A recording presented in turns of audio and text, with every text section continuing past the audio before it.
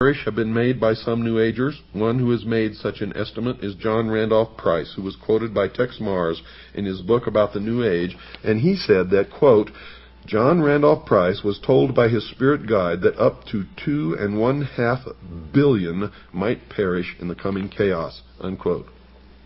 And we already know that the goal of the plan called Global 2000 is to deplete the population by 2 billion people by the year 2000.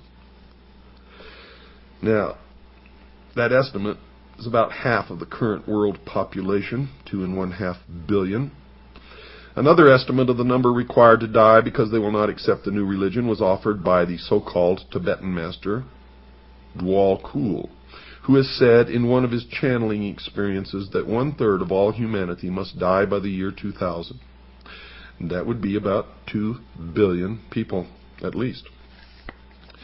Channeling is one of the strange activities occurring inside the New Age religion. I have witnessed this, and I can tell you most channelers are just fraudulent con artists who are taking the money of those who pay to hear this channeling from dead spirits or ancient teachers or other world spirits.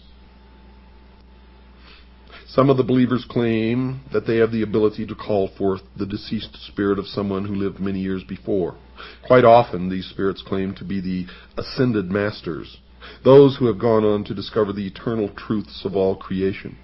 One such believer who claimed to be in touch with a master was Alice Bailey, previously mentioned. Her spirit called himself Dwal Kul, and she claimed he spoke through her, saying, quote, Death is not a disaster to be feared. The work of the destroyer is not really cruel or undesirable. Therefore, there is much destruction permitted by the custodians of the plan, and much evil turned into good, unquote. Now, just what the plan constituted was told to the world by Benjamin Krim, another New Age leader. He placed an advertisement in about 20 newspapers all over the world on April the 25th, 1982, that defined the term.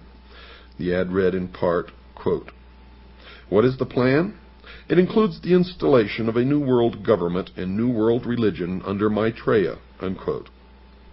But perhaps the most startling example of the teachings of this new religion came from the pen of Barbara Marx Hubbard, one of their most articulate writers, and she wrote in her book entitled Happy Birthday, Planet Earth, quote, The choice is, do you wish to become a natural Christ, a universal human, or do you wish to die? People will either change or die. That is the choice, unquote.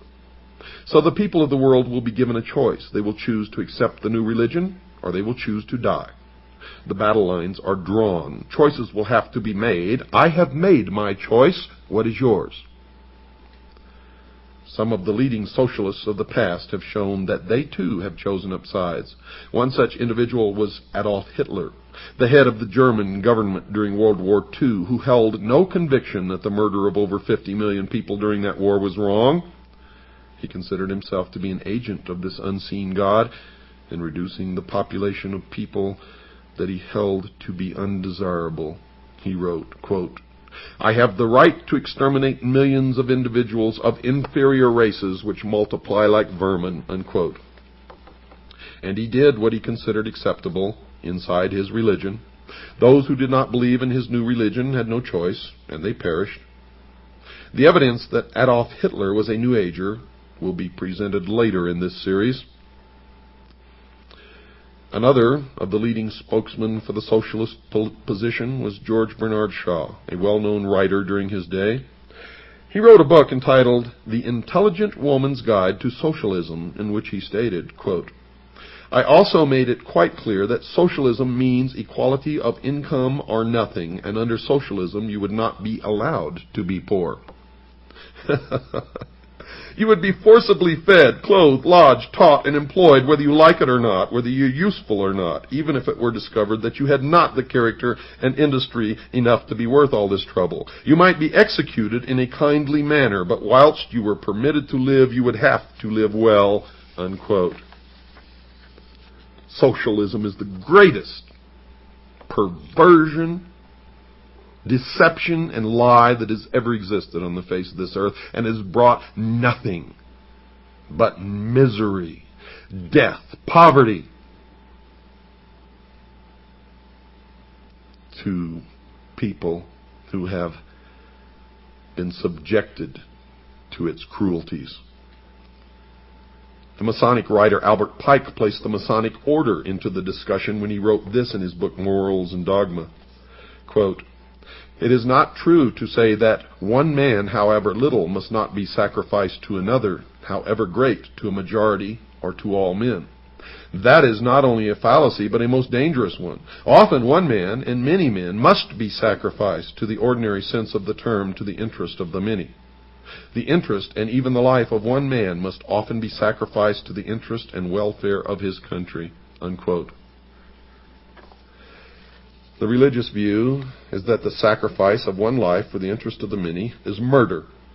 And those who believe in the God of the Bible are told not to commit this act.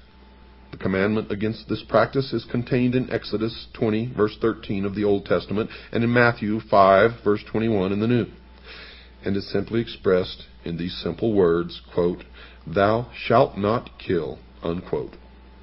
The principle is easy to understand. No person has the right to take the life of another. This understanding is nearly worldwide. There are, of course, cultures that have determined that human sacrifice, cannibalism, and murder are acceptable forms of behavior, but these are rare in the history of man. But here we are being exposed to a whole new religious view, one growing daily in size and stature, that openly advocates the wholesale slaughter of entire races of people. Adam Weishaupt, the founder of the Bavarian branch of the Illuminati, has also endorsed this new conviction that murder was not improper by including it in the initiation ceremony into the order. He has his initiator tell the initiate, quote, "Behold our secret. If in order to destroy all Christianity, all religion, we have pretended to have the sole true religion, remember that the end justifies the means, and that the wise ought to take all the means to do good which the wicked take to do evil." Unquote. The initiate was told that he may use whatever means, murder included, to achieve the goals of the association that he was joining, and that the major goal of the Illuminati was the destruction of all religion, including Christianity. That meant that if Christians physically stood in the way, they would be removed by simply murdering them. Weishaupt even went so far as to say that anyone not willing to take the life of another was unfit to join the Illuminati. He wrote the following in a letter to a fellow member in 1778, quote, "No man is fit for our order who is not ready to go to every length," unquote. Weishaupt wrote that again, this time using different words, quote, "This can be done in no other way but by secret associations, which will by degrees, and in silence, possess themselves of the government of the states and make use of those means for this purpose, which the wicked use for attaining base ends," unquote. Now Weishaupt, folks, was aware of the enormous power of government, and he desired its power for his members. He committed his organization to its infiltration. Then he committed it to unspeakable purposes, anything that would further the goal of the Illuminati. He even went on to grant permission to his members to distort the truth by lying if it would further their goals. He wrote this, quote, "There must not a single purpose ever come in sight that may betray our aims against religion and the state. One must speak sometimes one way and sometimes another, but so as never to contradict ourselves, and so that with respect to our true way of thinking we may be impenetrable," unquote. And you wonder why politicians continually lie and continually break their promises. And no matter who you elect, Republican or Democrat, it doesn't make any difference. Perhaps a perfect example of an oath that these initiates take somewhere along the road to the pinnacle inside the secret society was given in a book written by George Orwell entitled 1984. Mr. Orwell has an initiate into a secret society called the Brotherhood in his story ask these questions. Quote, "Are you prepared to give your life? Are you prepared to commit murder? Are you prepared to commit acts of sabotage which may cause the death of hundreds of innocent people? Are you prepared to betray